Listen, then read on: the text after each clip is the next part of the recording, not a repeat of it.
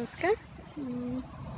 মই দীপশিখাই আপোনালোকৰ আগত সৰু ভিডিঅ' দাঙি ধৰোঁ। আজিও এটা সৰু ভিডিঅ' আপোনালোকৰ আগত দাঙি ধৰিছোঁ। সেইখিনি সকলোৱে জানে, তথাপিতো আপোনালোকৰ আগত সৰু ভিডিঅ' এটা দাঙি ধৰিছোঁ। যদিহে ভাল পায় ভিডিঅ'টো জৰুৰ লাইক কৰিব, তেতিয়া কমেণ্ট কৰিব আৰু পাৰিলে শ্বেয়াৰ কৰিব। যদিহে ভাল পায় ছাবস্ক্ৰাইব কৰিব, জৰুৰ ছাবস্ক্ৰাইব কৰিব। আৰু মোৰ দীপশিখাক এনেধৰণে আপোনালোকে মৰম দি থাকিব বুলি আশা কৰিছোঁ। স্বাস্থ্যও ভাল নহয়, জ্বৰ হৈছে, কাহ হৈছে। জৰুৰ আপোনালোকে ভিডিঅ'টো চাই লাইকটো এটা জৰুৰ কৰিব। আৰু এনেধৰণে মোৰ দীপশিখা বুঢ়াগোহাঁইক আপোনালোকে জৰুৰ আশীৰ্বাদ আৰু মৰম দি থাকিব, যাতে মই সৰু ভিডিঅ' আপোনালোকৰ আগত দাঙি ধৰিব পাৰোঁ। ধন্যবাদ, নমস্কাৰ। জৰুৰ শেষলৈকে চাব ভিডিঅ'টো।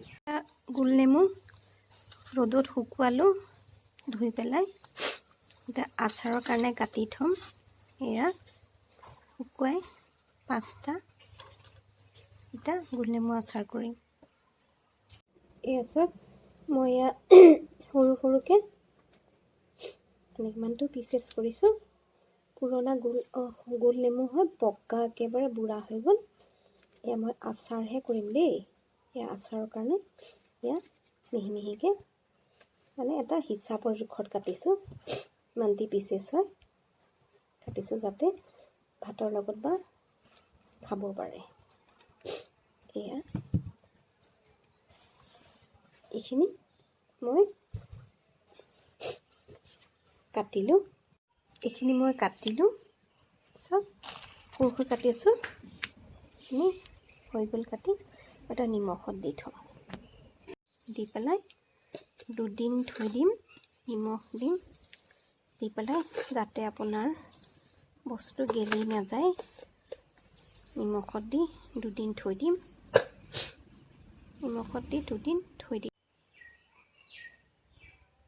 এইখিনি মই এনেকৈ থৈছোঁ।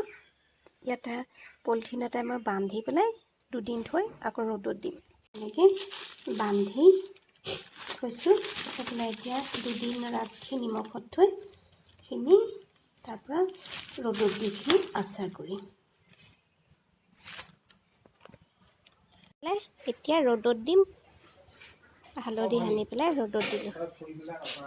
এয়া মই ভাজিছোঁ সৰিয়হ, বগা সৰিয়হ, জিৰা, মেথি, কালজিৰা, চফ দি পেলাই পাতলকৈ কমাই লৈছোঁ।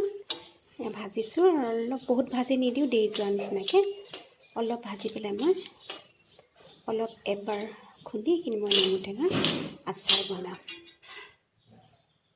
এয়া ভাজিছোঁ পাতলকৈ, অলপ ফুটিলে মই বন্ধ কৰি থ'ম।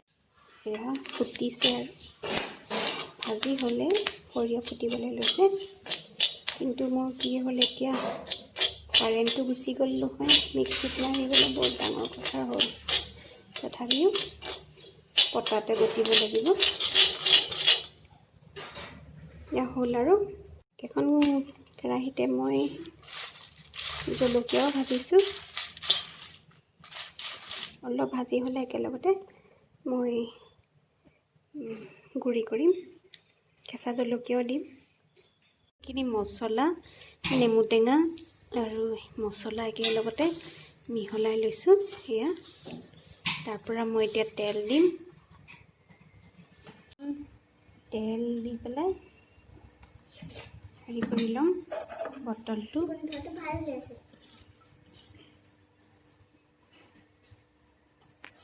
এইখিনি গোল নেমু, মছলা, সৰিয়হ, গোটা জিৰা, কালজিৰা, চফ, মেথি আৰু জলকীয়া দি পেলাই মই এইখিনি লৰাই পেলাই থৈ এইখিনি ভৰাই থ'ম। মানে বেছিকৈ তেল দিয়া নাই, মই সুমুৱাবৰ সময়ত কেঁচা তেল দিম। মই নিমখত দি থোৱা আছিলে কাৰণে বেছি নিমখ দিয়া নাই, অকণমান 1 চামুচ দিছোঁ আৰু হালধি অলপ দি দিছোঁ।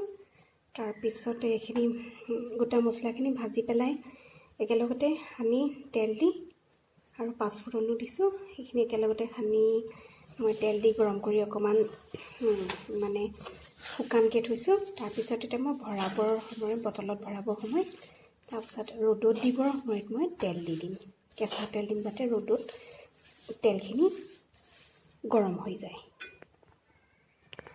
মই শুকুৱাই এনেধৰণে তেল অকণমান দি লৈছোঁ যাতে হেৰি নহয়। মই এতিয়া বটলত এনেকৈ অলপ অলপকৈ ভৰাই যাম।